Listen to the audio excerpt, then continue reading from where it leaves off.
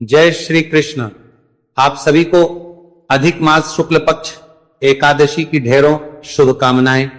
प्रिय भक्तों, पुरुषोत्तम मास अधिक मास चल रहा है और ज्येष्ठ अधिक पुरुषोत्तम मास शुक्ल पक्ष की जो एकादशी है उसके विषय में आज हम बात करेंगे, क्योंकि ये एकादशी बड़ी महत्वपूर्ण है। इस एकादशी की जो विधि है वो एकदम अलग है। इस एकादशी के नियम बाकी एकादशी से भिन्न होते हैं, क्योंकि ये अधिक मास की एकादशी है। अधिक मास की पूजा विधि भिन्न होगी, स्नान विधि भिन्न होगी, और इसका जो पुण्य है ये भी अन्य एकादशी की तुलना में कई गुना अधिक है। ये कहिए कि ये करोड़ों गुना अधिक पुण्य देने वाली एकादशी है। तो पुराणों में क्या वर्णन आता है इस एकादशी के विषय में, कैसे इसकी पूजा करनी चाहिए, इसका व्रत हमें कैसे करना चाहिए, नियम क्या है। जो पुरुषोत्तम मास स्नान कर रहे हैं उन्हें किन नियमों का पालन करना है इस एकादशी पर, और पूजन कैसे करना है, शुभ मुहूर्त रहेगा और सही तिथि का निर्धारण कैसे रहेगा, इस प्रकार से संपूर्ण जानकारी आने वाली एकादशी के विषय में आपको प्रदान की जाएगी। हे भक्तों, एकादशी को लेके इस बार बड़ा कंफ्यूजन है, क्योंकि सामान्य लोग ये जानते हैं कि ज्येष्ठ मास में जो अपरा एकादशी आती है उसके बाद निर्जला आ जाती है। सबको लग रहा है कि निर्जला एकादशी आने वाली है। लोग ध्यान नहीं दे रहे कि अधिक मास चल रहा है और निर्जला कभी भी अधिक मास में नहीं आती। ये नहीं देखना कि अपरा निकल गई। तो किताबों में लिखा है अपरा के बाद अगली एकादशी जो है 14वीं एकादशी जो आती है वो निर्जला होती है। अगर अधिक मास हो तो ऐसी अवस्था में अगली जो 14वीं एकादशी है वो निर्जला एकादशी नहीं आती। पहले अधिक मास की 2 एकादशियां आएंगी जिनको अलग अलग नामों से जाना जाता है। कुछ लोग पद्मिनी और परमा के नाम से जानते हैं और कुछ लोग इन एकादशियों को कमला और के नाम से जानते हैं। नाम भिन्न हो, लेकिन ये एकादशी जो है अधिक मास की, पुरुषोत्तम मास की एकादशी कही गई है। और आज हम इसी की बात करेंगे जो आने वाली एकादशी है। कुछ पुराणों में इसका नाम आता है पद्मिनी एकादशी के रूप में, और कुछ पुराणों में इसका नाम कमला एकादशी के रूप में आता है। ये एकादशी परम कल्याणकारी है। मैं जानकारी आरंभ करूं उससे पहले आपसे निवेदन है कि वीडियो यदि थोड़ा सा भी उपयोगी लगे तो एक बार लाइक अवश्य कीजिएगा, और जितना हो सके शेयर कीजिएगा, जिससे कि अधिक से अधिक लोग इसका लाभ ले सके। क्योंकि अनेकों पुराण पढ़ने के बाद, बड़े रिसर्च के बाद हम ये वीडियो बनाते हैं, अनेकों पुराणों से जानकारी लेके आते हैं। क्योंकि हमारी 4 पीढ़ियां पंडित कर्म में बीती है, तो हमारे पास सभी पुराण उपलब्ध है जो आज विरुक्ति की कगार पर है, और वहां से हम एक एक जानकारी, महत्वपूर्ण जो नियम होते हैं उनको ढूंढ के आपके लिए लेके आते हैं। तो वीडियो को लाइक करें, शेयर करें और कमेंट बॉक्स में अपनी राय अवश्य बताएं कि आपको हमारा चैनल या हमारे द्वारा दी गई जानकारी कैसी लगती है, और एक बार अवश्य लिखें ओम नमो भगवते वासुदेवाय या जय श्री हरि। आप देखें सनातन धर्म का संसार ज्योतिष संस्थान का प्रतिष्ठित YouTube चैनल सनातन धर्म का संसार धार्मिक। अगर सभी ज्योतिष शास्त्र और पंचांग पर आधारित व्रत त्योहारों की जानकारियां पाते रहना चाहते हैं तो चैनल को सब्सक्राइब कीजिए और बेल आइकन को प्रेस कीजिए। बात करें पुरुषोत्तम मास की एकादशी की, तो इसको कमला नाम से भी जाना जाता है। पद्म पुराण में वर्णन आता है कि यह कमला नाम से कही गई है। वही कुछ पुराणों में इसे पद्मिनी के नाम से भी कहा जाता है। इस एकादशी के बारे में भगवान श्री कृष्ण कहते हैं कि यह मनोवांछित फल देने वाली है। इस एकादशी का व्रत करने से भगवान नारायण के साथ माता भी अनुकूल होती है, अर्थात उत्तम फल देती है। भगवान श्री कृष्ण कहते हैं कि इस एकादशी का व्रत मनुष्य को यत्न पूर्वक करना चाहिए। इस व्रत को करने से मनुष्य कीर्ति को प्राप्त करता है, यश को प्राप्त करता है, और सभी सुख वैभव भोगते हुए अंत में वैकुंठ को प्राप्त करता है। कीर्ति और यश से अभिप्राय है कि आप अपने जीवन में ऊंची ऊंचाइयों को छूते हैं, आपको मान सम्मान मिलता है, और जब आप अपनी आयु कर लेते हैं तो आपको परम धाम की प्राप्ति होती है, भगवान नारायण का धाम प्राप्त होता है। पुराणों में वर्णन आता है जहां भगवान श्री कृष्ण स्वयं कह रहे हैं, हे महाराज युधिष्ठिर, इस एकादशी का पुण्य इतना अधिक है और इसका महत्व में इतना विशाल है कि इसका वर्णन 4 मुख वाले स्वयं ब्रह्मा भी नहीं कर सकते। वो भी इतने समर्थ नहीं है कि इस एकादशी के महत्व में का वर्णन कर इतना अधिक पुण्यदायी है। यह व्रत इतना अधिक पुण्यदायी है। ये एकादशी, प्रिय भक्तों, इस एकादशी का व्रत आप रूप से कीजिए। एक तो पुरुषोत्तम मास, वैसे ही करोड़ों गुना अधिक पुण्य देने वाला भगवान नारायण का प्रिय मास है, और प्रिय मास के साथ जब भगवान नारायण की प्रिय तिथि भी आ जाए तो उस व्रत को कभी भी मनुष्य को नहीं छोड़ना चाहिए। पुराण कहते हैं कि चाहे शुक्ल पक्ष की एकादशी हो चाहे कृष्ण पक्ष की, दोनों ही एकादशी मनुष्य को सदैव करनी चाहिए। अब मैं आपको इस एकादशी के नियमों के बारे में बताता हूं कि कैसे हमें इस एकादशी का व्रत करना चाहिए। इसके नियम क्या है? शास्त्र कहते हैं दशमी तिथि का दिन है ना, वहीं से इस एकादशी के नियम आरंभ हो जाएंगे, व्रत के नियम आरंभ हो जाएंगे जिनका पालन आपको शुरू करना है। तो दशमी तिथि को क्या करना है? कहते हैं कि उस दिन कांसे के पात्र में भोजन नहीं करना चाहिए। कांसे के पात्र को मैंने हमेशा ही बताया है कि एकादशी के एक दिन पहले ही त्याग देना चाहिए। ना भगवान को भोग में प्रयोग करे, ना कुछ बनाने में और ना स्वयं भोजन करने में। कांसे का त्याग कहा गया है दशमी, एकादशी, द्वादशी को मदिरा का त्याग कर देना चाहिए। बहुत से ऐसे लोग होते हैं जो मांस मदिरा का सेवन करते हैं परंतु एकादशी का व्रत भी करते हैं, तो उन्हें दशमी तिथि को ही उसका त्याग करना चाहिए। ऐसा नहीं कि आज खाएं और कल व्रत कर लें। शाख मधु अर्थात शहद वर्जित है। शहद का सभी पुराणों में कहा गया है कि दशमी तिथि और द्वादशी तिथि, एकादशी पर शहद का प्रयोग नहीं करना चाहिए, शहद को नहीं खाना चाहिए। साथ ही पौधों का साग नहीं खाना चाहिए, चना नहीं खाना चाहिए और पराया अन्न नहीं खाना चाहिए। पराया अन्न से अभिप्राय है दूसरे का अन्न। भंडारा खा रहे हैं आप, ऑफिस में काम करते हैं, एक दूसरे के साथ भोजन कर लेते हैं। दशमी तिथि को नहीं करना चाहिए।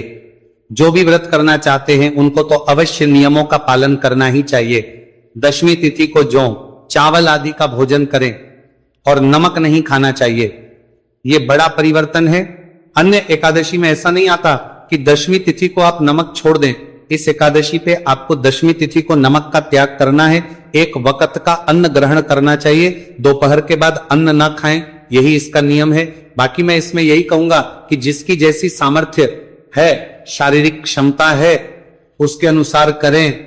ये नहीं कि भाई पंडित जी ने ऐसे कहा है और वैसे ही करें, क्योंकि आप उसको उस नियम से कर भी पाएंगे कि नहीं, ये आपकी अपनी शारीरिक क्षमता पे निर्भर करता है। शरीर स्वस्थ है और आप कर पाए तो इन सभी नियमों का पालन करके व्रत को कीजिए, सर्वोत्तम। परंतु यदि शरीर में उतनी क्षमता नहीं है, कुछ परेशानियां हैं, तो उसके अनुसार निर्णय करें। जो आपको उचित लगे भूमि पर शयन करना चाहिए। दशमी तिथि के रात्रि से ही भूमि शयन इसमें कहा गया है और ब्रह्मचर्य से रहना चाहिए। ब्रह्मचर्य से रहने का नियम प्रत्येक एकादशी पर कहा जाता है कि दशमी तिथि से ही आपको ब्रह्मचर्य धारण कर लेना है। माताएं बहनें जो बाल धोती हैं, सर धोती हैं, तो उनकी जानकारी के लिए पुनः बताऊं कि एकादशी और द्वादशी दोनों ही दिन बाल धोने होते हैं, सर नहीं धोया जाता। पुराण की अगर मान्यताओं को मानते हैं तो इसीलिए आपको दशमी तिथि को ही बाल धो लेने चाहिए। अब प्रश्न उठता है, पंडित जी मान लो दशमी तिथि को कोई ऐसा वार आ रहा हो जिसमें बाल धोने वर्जित हो, मना हो, तो क्या करें? तो ऐसे में जो जल है ना जिससे आपको बाल धोने हैं, उसमें थोड़ा सा कच्चा दूध मिला लीजिए, चाहे एक ढक्कन ही डालिए। थोड़ा सा कच्चा दूध अगर उसमें डाल देंगे तो वो दोष जो है समाप्त हो जाता है, ऐसा पुराणों में वर्णन आता है। और ब्रह्मचर्य धारण कर लीजिए। ब्रह्मचर्य का पालन दशमी से धारण करेंगे। एकादशी और द्वादशी पारण तक आपको मानना होगा। इस प्रकार से मनुष्य को दशमी का दिन, दशमी तिथि का दिन अर्थात व्रत के एक दिन पूर्व का जो समय है, दिन है, उसको व्यतीत करना चाहिए। आराम से रात्रि काल को दंत दान करके सोइए, जैसे कि अन्न का कोई दाना मुंह में ना रहे। और एकादशी वाले दिन सुबह ब्रह्म मुहूर्त में उठ जाना चाहिए। मैं कहता हूं सूर्योदय से पहले उठ जाना चाहिए, परंतु इस एकादशी के नियम के विषय में विशेष रूप से कहा गया है कि ब्रह्म मुहूर्त में उठ जाना चाहिए। अब आप उठ पाए तो उत्तम है ना, उठ पाए तो जैसे उठ जाए वैसे देख लीजिएगा। ब्रह्म मुहूर्त में उठ के और जो आप स्नान करेंगे ना, ये बड़ा महत्वपूर्ण है। शौच आदि से निवृत्त होकर जो स्नान करेंगे, ये अगर संभव है तो किसी पवित्र नदी में कीजिए, किसी जलाशय पे कीजिए। पवित्र नदी ना हो, जलाशय ना हो तो आप अपने घर पर भी स्नान कर सकते हैं। ध्यान दीजिएगा, स्नान पर ध्यान दीजिएगा कि एक तो जो नहाने का जल है उसमें गंगा जल डाल लीजिएगा। सबसे अच्छा तरीका है कि बाल्टी को अच्छे से धोइए, पहले उसमें गंगा जल डालिए, चाहे 2 बूंद डालिए, उसके बाद उसमें जल भरी। इसमें रूप से कहा गया है कि स्नान करने के लिए आप या तो मिट्टी का प्रयोग करें या तिल तथा आंवले के चूर्ण का प्रयोग करें। कैसे करेंगे? तिल आप डाल सकते हैं या तो बाल्टी में, या तिल का उबटन बना सकते हैं, या आंवले का जो चूर्ण आता है ना, पाउडर आता है, उसको उबटन के रूप में प्रयोग कर सकते हैं। और जिनके पास पाउडर ना हो तो वो साबुत आंवला जल में डाल सकते हैं, क्योंकि ये जो स्नान है तिल और आंवला युक्त होना चाहिए। ऐसा इस एकादशी के विषय में पुराण बताते हैं। दो मुद्रा पेस्ट प्रयोग रिया, मिट्टी का प्रयोग कर रहे हैं तो सबसे उत्तम रहेगा कि आपके सभी के घर में तुलसी माता होंगी, वहां से थोड़ी सी मिट्टी ले लीजिए, उसको आप प्रयोग कीजिए। जब आप मिट्टी का प्रयोग करेंगे तो इस प्रकार से निवेदन कीजिए कि हे मित्र के, तुमको 100 भुजा वाले भगवान श्री कृष्ण रूपा वराह ने उठाया है, ब्रह्मा जी ने तुम्हें जन्म दिया है, उत्पन्न किया है और कश्यप मुनि से अभिमंत्रित की गई हो। हे मित्र के, मेरे नेत्रों, बालों और सारे शरीर में लगकर भगवान की पूजा के लिए मुझे शुद्ध करो, शुद्ध करो, शुद्ध करो। इस प्रकार से आप अगर मानसिक रूप से मंत्र बोल पाए तो उत्तम है। मैंने हिंदी में आपको इसीलिए समझा दिया है क्योंकि संस्कृत में तो मुझे पता है कि सभी लोग बोल नहीं पाएंगे और ना ही संभव है कि आप इस वीडियो को चला के स्नान करें। तो इसके लिए इस प्रकार से आप निवेदन कीजिएगा। और अगर आप आंवले का चूर्ण या आंवला प्रयोग कर रहे हैं तो आप मन में बोल सकते हैं, भगवान विष्णु के थूक से उत्पन्न होने वाले सारे भवन को पवित्र करने वाले हे धात्रे, मैं आपको नमस्कार करता हूं, नमस्कार करती हूं। आपके स्पर्श से मेरा ये सारा शरीर पवित्र हो जाए, पवित्र हो जाए, पवित्र हो जाए। इस प्रकार से आप ये अपने शरीर पर लगाए और उसके बाद स्नान करें। जब आप स्नान कर रहे हैं तो संभव है तो आप गंगा आदि तीर्थों का स्मरण करते हुए स्नान कीजिए। अधिक कुछ ना कर पाए तो हर हर गंगे बोलते हुए स्नान कर सकते हैं, या ओम नमो भगवते वासुदेवाय बोलते हुए आपको स्नान करना है। कुछ ना कुछ मंत्र आपको अवश्य बोलना है। स्नान करते समय पुराणों में श्वेत वस्त्र धारण करने का वर्णन आता है, लेकिन जो भी माताएं बहनें हैं तो वो उनके लिए आवश्यक नहीं है कि वो श्वेत वस्त्र ही धारण करें, क्योंकि जो भी सुहागन महिलाएं हैं उनके लिए श्वेत वस्त्र धारण करना उचित नहीं माना जाता।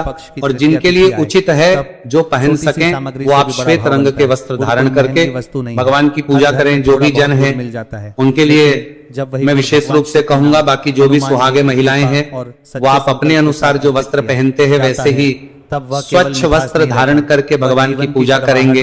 अब हम पूजन की ओर आगे बढ़ते हैं तो सबसे पहले मैं स्थापना की विधि बता देता हूं, क्योंकि जब पूजा की विधि 2 दिन पहले आती है फिर आप तैयारी नहीं कर पाते, कई बार गलतियां भी हो जाती हैं। तो आज मैं पहले ही बता दूं कि इसमें भगवान को कलश के ऊपर विराजमान करना है।